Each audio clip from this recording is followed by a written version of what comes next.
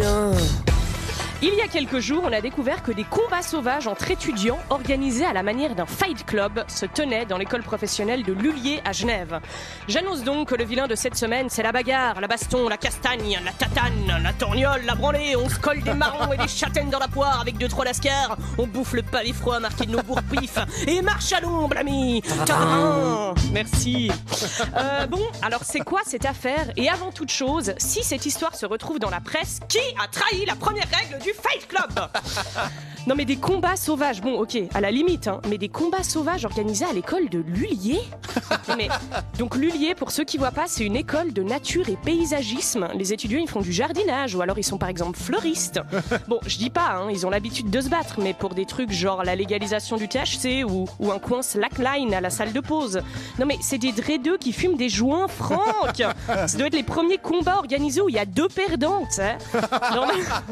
Normalement, ils vont se coller la main en manif pacifiste à Berne pour lutter contre la déforestation. Ils se mettent pas à se défenestrer les uns les autres, quoi. Bon, qu'est-ce qui peut bien pousser un fleuriste à avoir un besoin de violence pareille? Une tulipe qui ne s'ouvre pas? Un compost où quelqu'un aurait mis de l'agrume? Y a pas à dire, hein, on est de ces époques où la violence s'infiltre partout. Lullier, à la base, c'est une école de fumeurs de joints. Maintenant, un endroit où on pratique des agressions physiques, on est sur un crescendo de violence. Moi, je pense dans quelques années, ça va juste être une enclave de la prison Chandelon.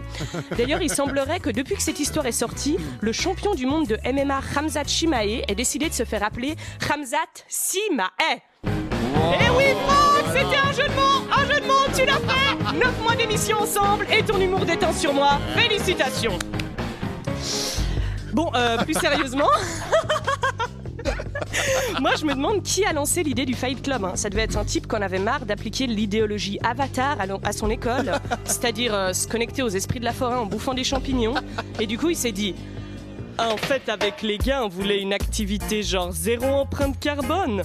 Puis vu que rester concentré après la bédave, c'est pas facile, j'ai dit viens, on stop, quoi. Ça, ou alors ils arrivaient juste pas à se décider sur qui allait décrocher le stage chez le maraîcher éthique en la région de Puy. On ne saura jamais. Mais bon, faut voir le bon côté des choses, hein, c'est qu'avec des étudiants pareils, au moins, après les combats, ils sauront comment se soigner avec de l'arnica bio et des huiles essentielles. C'est marrant, non, cette idée de s'inspirer de grands films pour faire une idée dans son école. Bon, en vrai, c'est pas les premiers à le faire, hein. Les écoles d'art, ils sont déjà en train de faire Inception tous les jours et personne n'en parle, hein. Aucune une de journaux.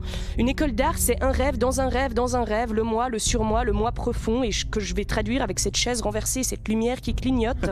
Mon prof qui était moi et moi qui sera lui. En fait, c'est une civilisation à court-circuit. Tu t'inscris, tu fais tes projets chelous, t'échoues, puis tu deviens prof pour un autre mec qui va s'inscrire et faire ses projets chelous. En fait, au final, ils sont tous là coincés dans cette boucle à devoir peindre des cubes pour l'éternité.